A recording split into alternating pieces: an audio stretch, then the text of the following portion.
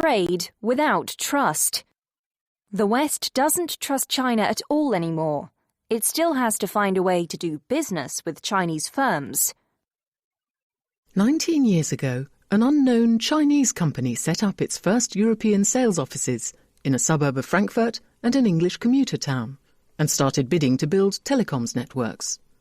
Today, Huawei symbolises the daunting rise of China Inc.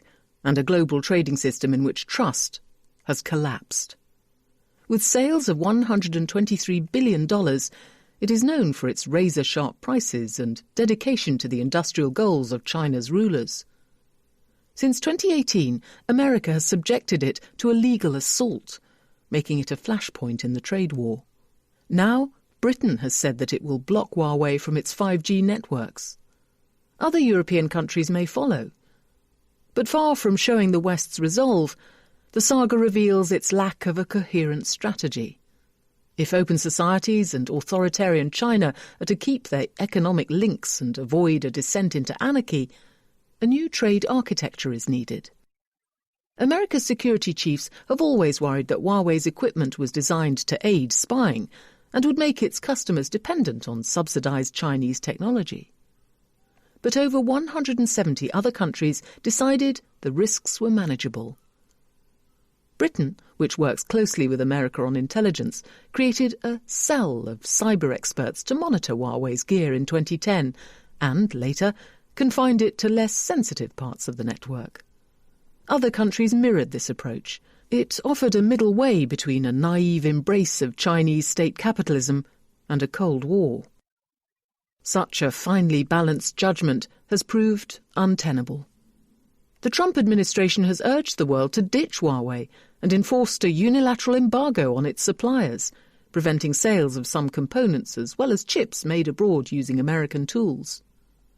Forced to choose between an ally and a supplier, Britain was inevitably drawn to this week's decision. It has become riskier for anyone to do business with a firm Uncle Sam wants to cripple. Huawei, for its part, has failed to reassure Britain's cyber experts, who have complained that its buggy software is getting harder to monitor or to reform its opaque governance and ownership.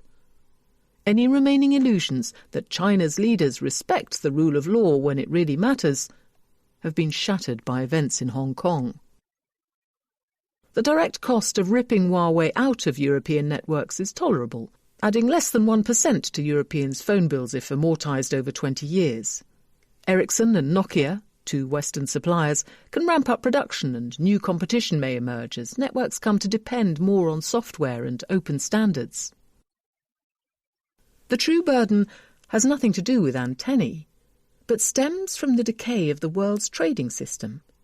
Perhaps a dozen countries might end up banning Huawei. Germany is sitting on the fence. But it will still be used in much of the emerging world, hastening the splintering of the tech industry. Trade relies on common rules, but Britain's decision has been made amid a swirl of lobbying and threats. It is hard to elicit a principle behind it that can be usefully applied more broadly. If the problem is gear made in China, then Ericsson and Nokia do that too. If it is Chinese firms building systems which connect devices, in the case of 5G, robots and machines, then a similar logic could be applied across a digitizing world economy. German cars and Apple phones sold in China are packed with software, data and sensors. Is China entitled to ban them too? This feeds a spiralling sense of lawlessness. The average tariff on Sino-American trade is 20%. Direct investment flows from China to Europe have dropped by 69% from the peak in 2016, according to Rhodium, a research firm. Other firms are caught in the crossfire. TikTok faces a ban in India and perhaps America. China plans to impose sanctions on Lockheed Martin for selling arms to Taiwan. Now that President Donald Trump has ended Hong Kong's special status, HSBC, a bank with huge interests there, could be subject to punishment by both China and America. Some Chinese lenders may be banned from dealing in dollars. The logic of the Huawei ban is one of disengagement and containment. But this will not work if it is applied across the entire economic relationship. The West's last great authoritarian rival, the Soviet Union, was a trade minnow. China accounts for 13% of world exports and 18% of world market capitalization, and is the dominant economic force in Asia. Instead, a new trade regime is needed that acknowledges China's nature. That is not easy.